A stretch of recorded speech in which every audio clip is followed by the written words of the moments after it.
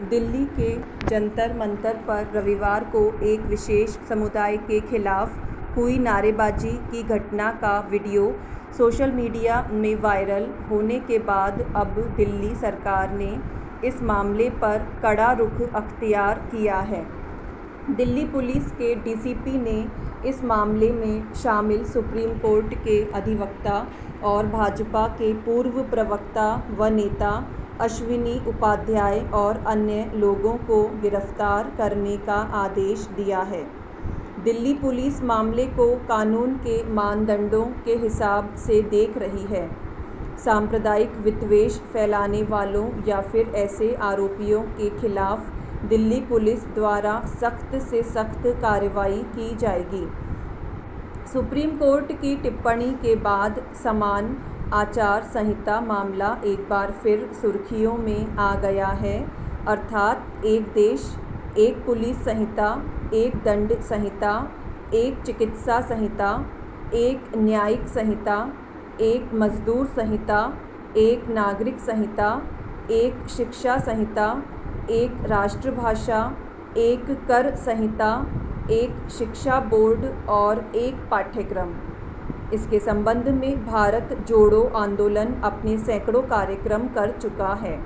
इससे पहले भी सत्तारूढ़ पार्टी सिंगल सिविल कोड की वकालत करती रही है और विरोधियों पर वोट बैंक पॉलिटिक्स व मुस्लिमों के तुष्टीकरण का आरोप लगाकर उसे घेरती रही है। सुप्रीम कोर्ट ने पहले इस मामले में सुनवाई करते हुए कहा था कि समान नागरिक आचार संहिता यूनिफॉर्म सिविल कोड लागू करने के लिए अभी तक कारगर प्रयास नहीं किए गए। वास्तव में जंतर मंतर के पास कुछ संगठनों द्वारा क्विट इंडिया मूवमेंट, भारत छोड़ो आंदोलन की वर्षगांठ को लेकर प्रदर्शन किया गया। इस दौरान अंग्रेज़ों के संविधान के अनुच्छेद 44 में समान नागरिक आचार संहिता की बात को लेकर दिल्ली के प्रसिद्ध विरोध स्थल जंतर मंतर पर अंग्रेज़ों भारत छोड़ो आंदोलन की वर्षगांठ पर एक गोष्ठी भारत जोड़ो का आयोजन हुआ, जिसमें मात्र 50 लोगों के आने की अनुमति और जिसके मुख्य वक्ता अश्विनी उपाध्याय थे, मगर जोश खरोश में लगभग 5000 लोग जमा हो गए और उसके बारे में कुछ ऐसे ओछे और घटिया वीडियो सोशल मीडिया पर डाले गए कि जिसमें इस संगोष्ठी में भाग लेने वालों द्वारा मुस्लिम विरोधी नारे लगाए गए। देश को तोड़ने वाले नारे लगाने के आरोप में दिल्ली पुलिस ने अब तक 5 लोगों को गिरफ्तार किया है, जिनमें एक स्वयं अश्विनी भी है, जिनकी गिरफ्तारी ऐसे ही है जैसे घुन के साथ गेहूं का पिस जाना। अश्विनी उपाध्याय बताते हैं कि वहां वह यह बताने गए थे कि अनुच्छेद 44 पर बहस के दौरान बाबा साहब अम्बेडकर ने कहा था कि व्यवहारिक रूप से इस देश में एक नागरिक संहिता है जिसके प्रावधान सर्वमान्य हैं। समान रूप से ये पूरे देश में लागू है, लेकिन विवाह उत्तराधिकार का क्षेत्र ऐसा है जहां एक समान कानून लागू नहीं है।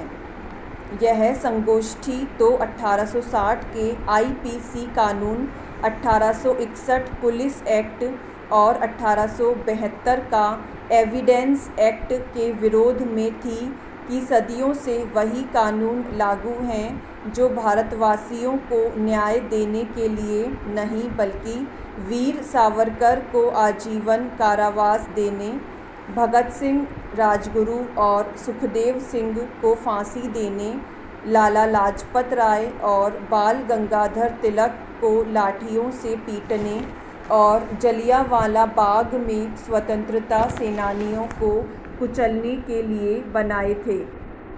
बकौल अश्विनी, हमें विधान नहीं संविधान चाहिए जिससे कट्टरवाद कम हो, माओवाद कम हो, नक्सलवाद कम हो और यह कि भारत में अलग अलग कानून अथवा झंडे न हों। इस विषय में अपनी मुहिम भारत जोड़ो आंदोलन के अंतर्गत पीएम को लिखे लेटर में अश्विनी उपाध्याय ने कहा कि बेटा या बेटी बच्चा 9 महीने ही रहता है और प्रसव पीड़ा भी बेटा बेटी के लिए एक समान होती है। इससे स्पष्ट है कि महिला पुरुष में भेदभाव भगवान, खुदा या जीसस नहीं बल्कि इंसान करता है। हमारे समाज में महिला पुरुष में जो भेदभाव व्याप्त है वह रीति नहीं बल्कि मनुष्य द्वारा शुरू की गई कुरीति है। धार्मिक प्रथा नहीं बल्कि इंसान द्वारा शुरू की गई कुप्रथा है और कुरीतियों और कुप्रथाओं को धर्म, मजहब या रिलीजन से जोड़ना बिल्कुल गलत है। वैसे भी हमारा देश वेद पुराण या बाइबल कुरान से नहीं बल्कि संविधान से चलता है और समता, समानता, समरसता, समान अवसर तथा समान अधिकार संविधान की आत्मा है। कुछ लोग आर्टिकल 25 में प्रदत्त धार्मिक आज़ादी की दुहाई देकर समान नागरिक संहिता या